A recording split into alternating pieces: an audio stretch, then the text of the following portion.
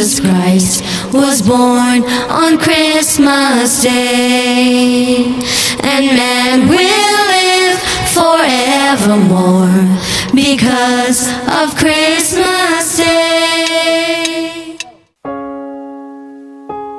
Kamusta mga boss? Welcome sa aking munting channel na kung saan may kantahan na may kwentuhan pa, ang Kanta Kwento.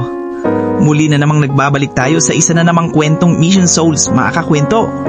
Re-review nga natin ang isang cover nila na masasabi natin na dito ay marami silang napahanga at napaiyak, lalo na sa mga fans ng nauna sa kanilang family band na hanggang ngayon ay hindi nila matanggap na ang Mission Souls na ngayon ang bagong meta ng rock-rockan dito sa Pinas. Ang tinutukoy kong cover dito ay ang cover nila ng kantang Highway Star at Smoke on the Water ng Deep Purple. Hihimayin nga natin ito at samahan niyo ako .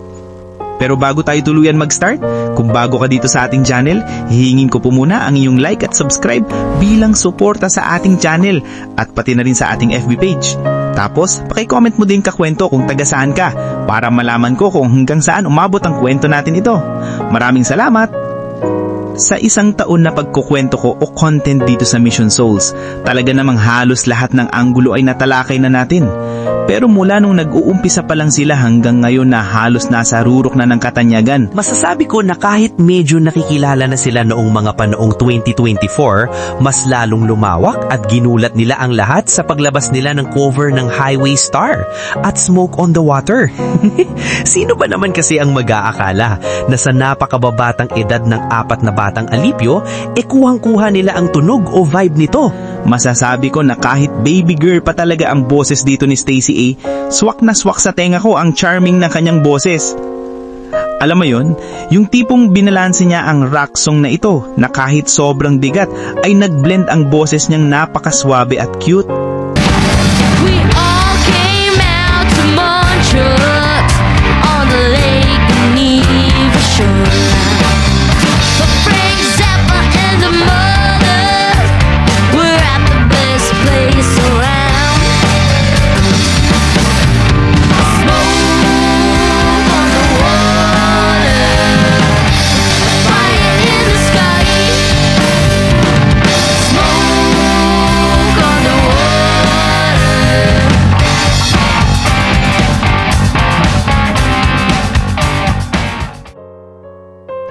At syempre naman, kaya mula umpisa ng kanta hanggang sa dulo ay natawid nila ng malinis ang kantang ito ay syempre dahil sa magaling na pagbagsak ng drums. Kahanghanga talaga at mapapatunayan ang husay ni Ice sa lahat ng kanilang mga video.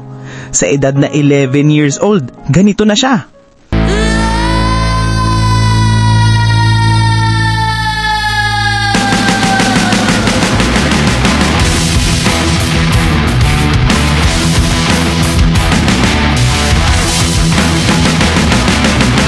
Shake for me, girl.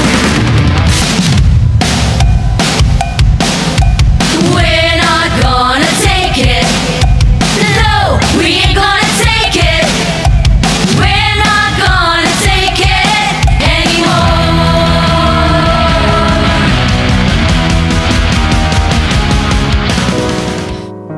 Tungo naman tayo dito kay Neses. Ay, ikaw talaga Neses. Sobrang nabibigyan niya ng balanse ang tugtugan sa kanyang pagbabass guitar at sa pag-keyboard. At isa pa, ang kanyang napaka-lovely na smile na talagang tumutunaw sa mga manonood kasabay ng maangas na tugtugan.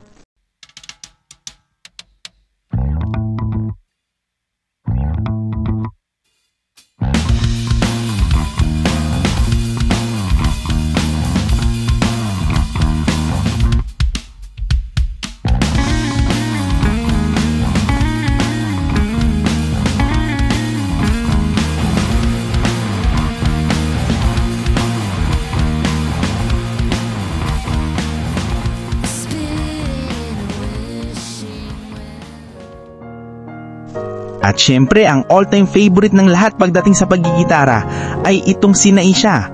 Lagi ngang may bago na nahahatid sa atin na mga guitar solo na alam mo yun, grabe, kaya niya yun. Sobrang lawak ng kapasidad ng memorya mo, Naisha. Laging kaabang-abang ng mga ipapamalas niya sa mga susunod na na-upload nila.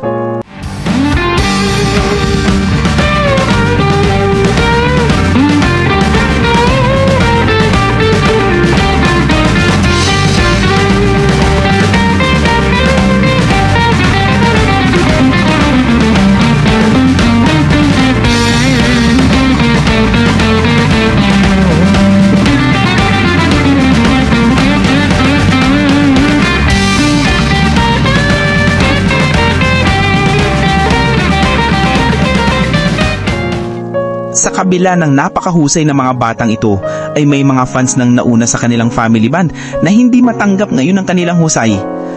Alam nyo ba yon? Kahit hindi binabanggit ang mga iniidolo nila, ay isisingit pa nila at pilit ibababa ang Mission Souls. Well, sa husay nga ng mga batang Mission Souls, ay puro irrelevant na lang ang kanilang mga pinagsasabi, lalo na sa mga comment section. Nakakatuwa nga talaga na hindi papahuli ang mga fans ng Mission Souls.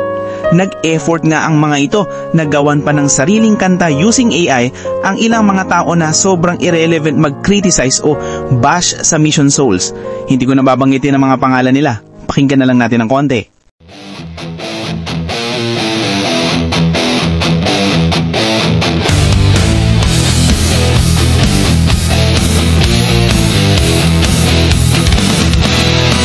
May tatlong itlog, gustong mag-ipon ng pera. Si Ramil Mayor Milta, naglilinis ng kubeta. Si Mark mahusay, namumulot ng basura.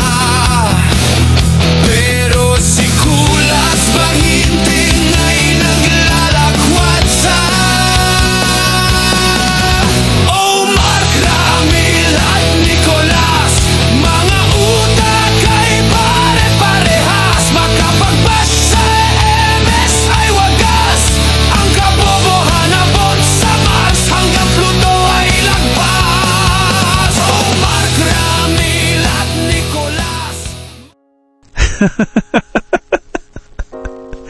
Yan nga mga kakwento, lalagay ko yung link sa baba, dun nyo na lang panoorin ng buo. Anyway, naisama ko lang sa kwento natin ngayon yan dahil bilang taghanga ng Mission Souls ay okay lang sa akin makarinig ng kritisismo sa kanila.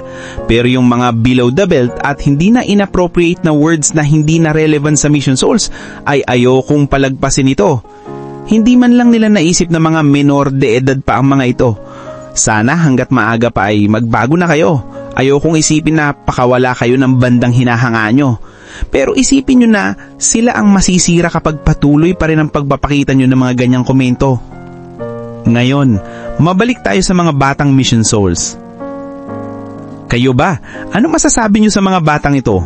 After 10 years, ano na sa palagay nyo ang kanilang status sa music industry? Tara, pag-usapan natin yan sa ating comment section mga kakwento.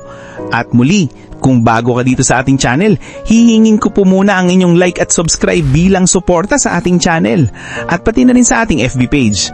Tapos, paki-comment mo din kakwento kung taga saan ka para malaman ko kung hanggang saan umabot ang kwento natin ito. Maraming salamat! At saan na mga kakwento ay mag-join kayo sa ating membership. Ito'y 25 pesos lamang upang ma-access nyo ang ating mga special emoji para sa comment section at mga early access sa ating mga content at marami pang iba. Salamat na agad mga kakwento. Salamat sa pagsama sa akin hanggang dito sa dulo ng ating kwento. Muli, ito ang Kanta Kwento na nagsasabing, mabuhay ang talentong Pilipino.